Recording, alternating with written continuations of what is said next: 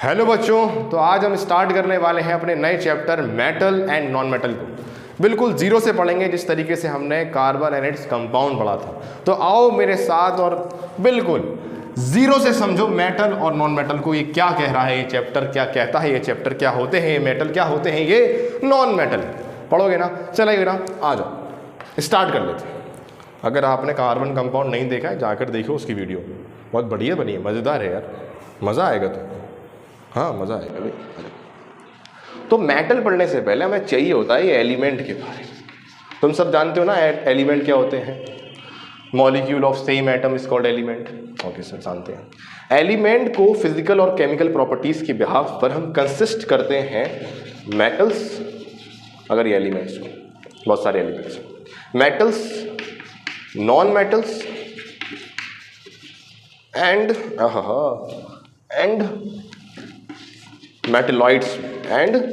Metalloids ठीक है sir. Metals पढ़ेंगे, नॉन मेटल्स पढ़ेंगे, मेटेलॉइड्स थोड़ा बहुत पढ़ेंगे, क्योंकि आपके चैप्टर में मेटेलॉइड्स के बारे में इतना कुछ नहीं दे रखा है, बिल्कुल ना के बराबर दे रखा है। तो हम पहले मेटल्स को पढ़ेंगे, इसकी फिजिकल प्रॉपर्टीज, इसकी केमिकल प्रॉपर्टीज। क्या पढ़ेंगे? इसकी फिजिकल प्रॉपर्टीज, इसकी chemical properties, then non metal की तरफ मूव करेंगे। तो आओ स्टार्ट करते हैं मेटल्स को पढ़ना। ठीक है, आ जाओ। ये मेटल्स होते क्या है? आज तक तुम्हें ये लगता था मेटल्स का मतलब यही है कि लोहा लोहा लोहा लोहा लोहा लोहा, लोहा लोहा लोहा लोहा लोहा लोहा। भाई लोहे से कोई मेटल नहीं होता। लोहा कोई मतलब मोड़ा मेटल होता है, लेकिन ऐसा बोलना कि मेटल लोहा या सॉलिड चीज़ है वो गलत है। ठीक है। हाँ, तुम केमिस्ट्री पढ़ रहे हो तो तुम क्या कहोगे? मेटल्स क्या होते हैं? भाई मेटल्स दोज एलिमेंट है। क्या है ये? वो एलिमेंट हैं, those element which are electropositive in nature. कैसे नेचर के हैं? Electropositive in nature. ठीक है। अब इलेक्ट्रोपॉजिटिव मीन्स क्या है?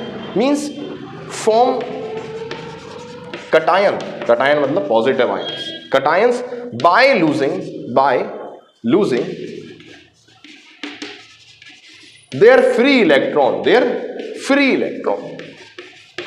अब सर ये क्या बोल दिया आपने? देखो मेरी बात सुनो।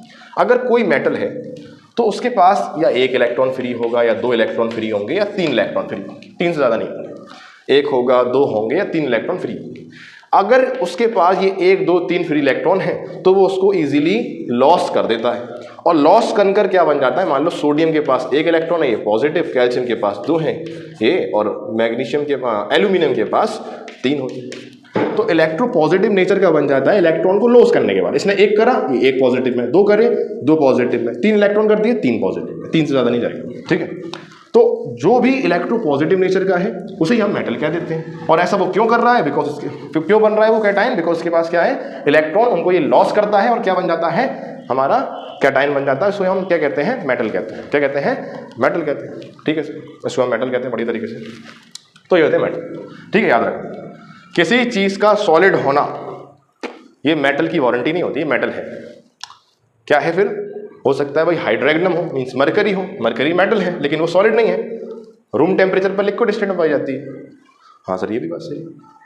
ठीक है, आगे चलते हैं सर। समझ गए? समझ गए। अब एक चीज और समझो कि सबसे ज्यादा मोस्ट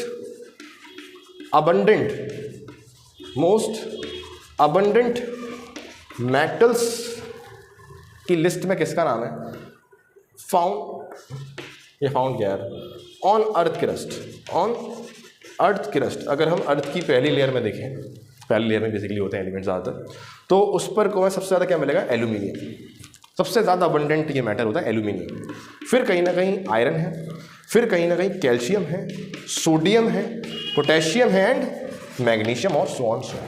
सबसे ज्यादा अबंडेंट कौन है? Aluminium and iron. कौन है सबसे ज्यादा अबंडेंट? एल्यूमिनियम और आयरन। समझ गए हो ना? हाँ सर समझ गए। ये बेसिक, बिल्कुल बेसिक से पढ़ा रहा हूँ मैं तुम्हें। ठीक है, बिल्कुल बेसिक से। हाँ बिल्कुल बेसिक से ये बात है। बिल्कुल ये बातें बताई नहीं जाती, नजर लग जाती है। ठीक है। हाँ ठीक है सर। अरे चलती फिरती खबरें हैं क्या? हाँ क्या बोल गया सर? कोई दिक्कत नहीं, चले ठीक है सर, हमें पता लग गया सबसे ज़्यादा अबंडेंट मेटल कौन है। सबसे ज़्यादा अबंडेंट मेटल है हमारे पास एल्यूमिनियम। अब फिजिकल प्रॉपर्टीज़ की बात करते हैं। किसकी बात? Physical properties of metal. तो पहली फिजिकल प्रॉपर्टी को हम बोलते हैं मैलेबिलिटी। क्या बोलते हैं? मैलेबिलिटी। अब ये मैलेबिलिटी क्या होती है? ये मेटल की वो फिजिकल प्रॉपर्टी है जिसमें किसी मेटल को हम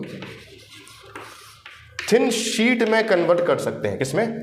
थिन शीट में कन्वर्ट कर सकते हैं।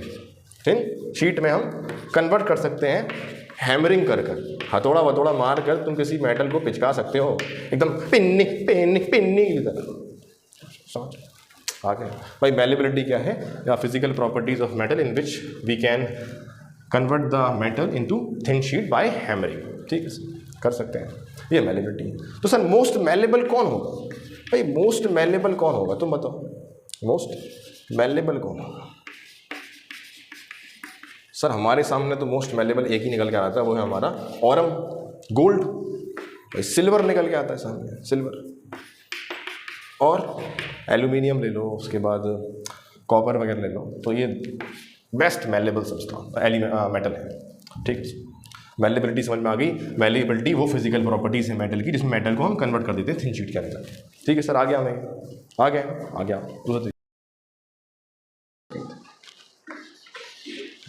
सेकंड में है आपका, ये हो गया मैलेबिलिटी आ गया। सेकंड में डक्टिलिटी। क्या होता है? डक्टिलिटी।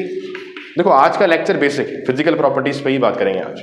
कल के लेक्चर में मजा आएगा तुम्हें, जिसमें हम केमिकल प्रॉपर्टीज पढ़ेंगे, जिसमें हम बहुत सारी अच्छी अच्छी और प्यारी प्यारी और दुलारी दुलारी चीजें पढ़ेंगे। डक्टिलिटी। अब ये डक्टिलिटी क्या होती है? ये भी मेटल की फिजिकल प्रॉपर्टीज है जिसमें हम किसी भी मेटल को वायर में कन्वर्ट कर सकते हैं। किसमें? एक थिन वायर। अच्छा हाँ, कैसे करेंगे सर? ड्राइंग खींच दो, हाथ से खींचे क्या सर? भाई मशीनें हैं तो तुम्हारे पास। हाँ सर, खींच कर धातु को तार बना देंगे, पतला तार। डक्टिलिटी क्या होती है? तो आप physical properties of metal in which we can change metal into thin wire by the drawing खींच कर। ठीक है, तो सर मोस्ट डक्टाइल कौन होता है? भाई मोस्ट डक्टाइल तुम्हें जानकर थोड़ी सी हैरानी होगी, थोड़ी सी परेशानी होगी। मोस्ट डक्टाइल मेटल जो होता है वो हमारा कौन होता है? गोल्ड होता है भाई, gold. Because we can convert 1 gram of gold into 2 kilometre long wire. भाई सोच सकते हो? हाँ सोच सकते हो, सोचो। मोस्ट डक्टाइल मेटल कौन है हमारे पास? गोल्ड है, गोल्ड, जिसको हम 1 ग्राम गोल्ड को लगभग अबाउट 2 किलोमीटर लॉन्ग वायर में कन्वर्ट कर सकते हैं विदाउट ब्रेकिंग। सर समझ में आ गया? डक्टिलिटी समझ में आ गया। अब आगे चलते हैं डक्टिलिटी के बाद।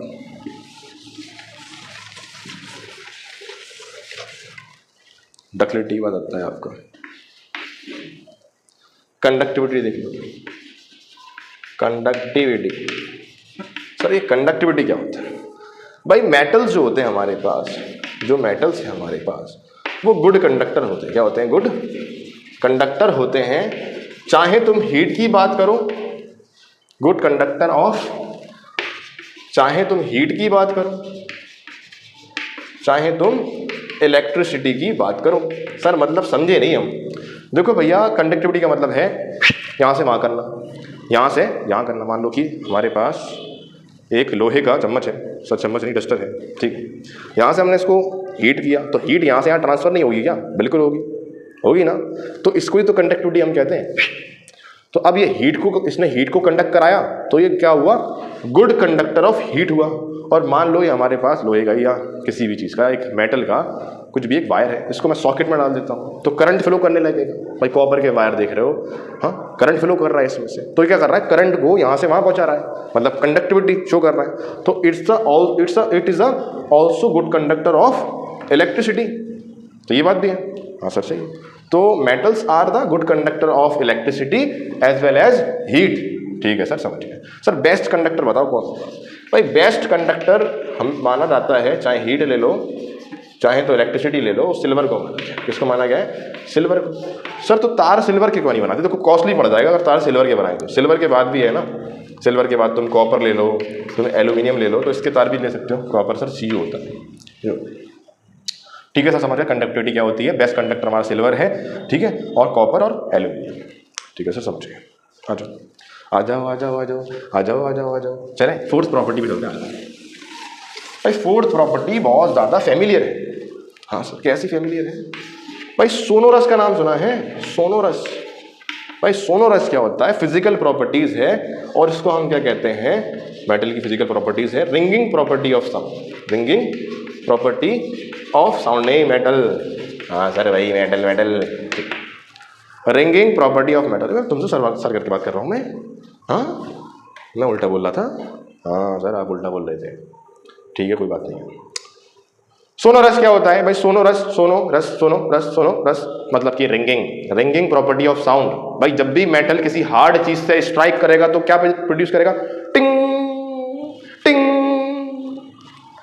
रिंगिंग प्रॉपर्टी देता है। आंटी घंटा बजाती है ना, हाँ बजाती है, अंकल भी बजाते हैं, ऐसी बात नहीं है। स्कूल में आंटी बजाती है, अंकल बजाते हैं, आपकल ऑटोमेटिक बेल भी आ रही है। ठीक, समझ गए सर, ये भी समझ गए। अच्छा और बताओ, और कौन है? सोनोरस तुमने बता दिया। अब बताओ। अरे बोलो बोलो, मैं बताऊं कौन है? तुम्हारे सर तुम्हें बताएंगे कि पांचवी प्रॉपर्टी हम कहते हैं लस्ट्रस प्रॉपर्टी। सर ये लस्ट्रस क्या है? भाई शाइनिंग प्रॉपर्टी है। क्या है? शाइनिंग प्रॉपर्टी है। सर शाइनिंग प्रॉपर्टी है? हाँ भाई, शाइनिंग प्रॉपर्टी।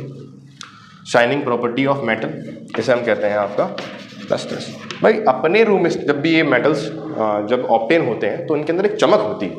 वो बात अलग है कि धीरे धीरे आफ्टर अ टाइम जब वो कांटेक्ट में आते रहते हैं ऑक्सीजन की, तो लेयर चढ़ जाती है ऑक्साइड की, जिसकी वजह से उनकी डलनेस आ जाती है।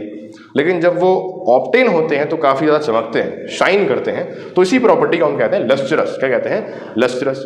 सिल्वर बहुत अच्छा शाइनिंग प्रॉपर्टी शो करता है। यहाँ भी कौन है? सिल्वर, हमारा सिल्वर है। और अच्छी शाइनिंग प्रॉपर्टी होती है इसकी। सर बताए शाइनिंग प्रॉपर्टी सिल्वर की अच्छी होती है। बहुत बढ़िया शाइनिंग प्रॉपर्टी होती है सिल्वर की। सर और कुछ बताओगे सर? और प्रॉपर्टी तो नहीं, और कुछ ऐसी बात बता देते तो मज़ा आ जाएगा। और एक चीज़ ये समझो कि जो मेटल्स होते हैं ना, उनकी डेंसिटी ज़्यादा होती है। क्या होती है? डेंसिटी ज़्यादा होती है। भाई मेटल्स मतलब देखो, 1 किलो लोहे का वाट है और 1 किलो प्लास्टिक का वाट, मतलब 1 किलो प्लास्टिक का वाट, लोहे का वाट इतना सा होगा, 1 किलो प्लास्टिक का वाट इतना बड़ा होगा। तो कम वॉल्यूम में ज़्यादा मास भरा हुआ है तो डेंसिटी क्या हुई? ज़्यादा हुई। कम वॉल्यूम में, पर डेंसिटी फॉर्मूला कहता है मास अपॉन वॉल्यूम। कम वॉल्यूम में ज़्यादा मास भरा हुआ है, डेंसिटी ज़्यादा। प्लास्टिक देखो, प्लास्टिक ले लो यार, 1 किलो का वाट इतना बड़ा आएगा एज कम्पेयर टू लोहा, वो बड़ा ही होगा 1 किलो। तो उतने ही मास को ज़्यादा वॉल्यूम मिल रहा है तो क्या होगा? डेंसिटी कम हो जाएगी। लेकिन मेटल्स क्या है? डेंसिटी मेटल की क्या है? ज़्यादा है। क्योंकि भाई कम वॉल्यूम में ज़्यादा मास आ जाता है। ठीक है सर, मॉलिक्यूल्स काफ़ी पास है, रिजिड बनाते हैं इसको, ये चीज़ें। ठीक है सर, समझ गए। डेंसिटी इनकी ज़्यादा होती है। बस डेंसिटी ज़्यादा होती है। बॉइलिंग पॉइंट अगर देख रहा है या मेल्टिंग पॉइंट देख रहा है, मेल्टिंग पॉइंट भी इनका हाई होता है। अच्छा सर, बहुत हाई होता है। हाँ, लेकिन कुछ को छोड़ के, except sodium, potassium, even gallium भी होता है। गैलियम भी होता है ना? हाँ, गैलियम भी होता है। और कुछ होता है क्या? हाँ, सोडियम, पोटेशियम और गैलियम भी ले लो तो इनका। और भी कुछ होता होगा तो जोड़ लेना यार। वैसे तो मेरे ख्याल से सोडियम, पोटेशियम, गैलियम ही होता है। हाँ, गैलियम तो इवन इतना मेल्टिंग पॉइंट लो होता है, हाथ में लेवल पिघल जाएगा। गैलियम मेटल होता है इसका। ठीक है, और सेवन और क्या हो सकता है? मेल्टिंग पॉइंट हो गया, डेंसिटी हो गई, और कुछ बता सकते हैं क्या इसके बारे में? हाँ, और कुछ बता सकते हैं क्या इसके बारे में? बोलो बोलो बोलो बोलो बोलो बोलो बोलो। हाँ, जो मेटल्स होते हैं मोस्टली ग्रे इन कलर होते हैं। कैसे होते हैं? Grey in colour. Grey in colour होते हैं जो मेटल्स होते हैं, इनका कलर ऐसे होता है। ठीक है, और बाकी मुझे लगता नहीं तुम्हें जानने होते हैं। और एक बात याद रखना, जो मेटल्स मोस्टली हैं वो रिजिड हैं। कैसे हैं? रिजिड होते हैं, बहुत कठोर हैं, बहुत कठोर होते हैं, रिजिड होते हैं बहुत। लेकिन यार सोडियम और पोटेशियम को छोड़ दो, सोडियम, पोटेशियम, इवन लिथियम को भी, इनको छोड़ दो। ये नाइफ से कट हो जाते हैं, याद रखना। इसको हम नाइफ से इजीली कट कर सकते हैं, काफ़ी सॉफ्ट मेटल होते हैं सोडियम, पोटेशियम और लिथियम। सोडियम, पोटेशियम और लिथियम। सर लिथियम भी होता है क्या? हाँ, लिथियम होता है। तो तुम्हें ये फिजिकल प्रॉपर्टीज़ याद रखनी थी। और बस इतना ही कर लो आज के लिए, इतना ही काफ़ी होगा हमारे लिए। आज हम शॉर्ट लेक्चर लेकर आए थे, बस बेसिक लेक्चर था मेटल्स के जो फिजिकल प्रॉपर्टीज़ पर थे। अब इसी को हम आगे बढ़ाएंगे जब हम केमिकल प्रॉपर्टीज़ पढ़ेंगे। तो आज के लिए इतना ही है, और आराम से इसको लेक्चर को देखना और तो मज़ा आएगा। ठीक है, चलते हैं।